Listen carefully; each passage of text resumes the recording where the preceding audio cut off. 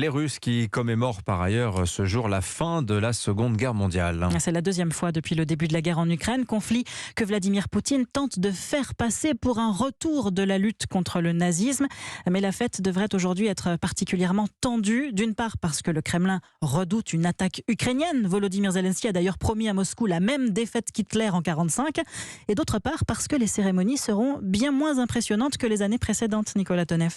Oui, plus de 20 villes de l'ouest du pays et de la Sibérie annulent les défilés, d'autres les réduisent. L'équation est simple, l'armée russe compte environ 2 millions d'hommes. Estimation basse, plus de 100 000 sont morts ou blessés en Ukraine. 500 000 au moins sont au front. Pour que cet effectif soit opérationnel, il faut en base arrière 2 soldats pour un combattant. En enlevant les unités qui surveillent les plus de 60 000 kilomètres de frontières terrestres et maritimes du pays, il ne reste plus beaucoup de militaires et de matériel pour les cérémonies.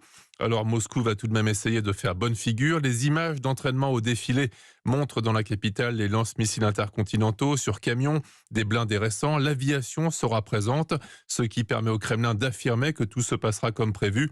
Il semble aussi probable que Vladimir Poutine soit présent sur la place rouge pour réaffirmer son pouvoir à la tête du pays. Nicolas Tonev, spécialiste européen de la Russie. Et ce matin, dans une lettre publique à l'occasion de la Journée de l'Europe, Emmanuel Macron salue la réponse commune des Européens face à l'invasion de l'Ukraine par la Russie.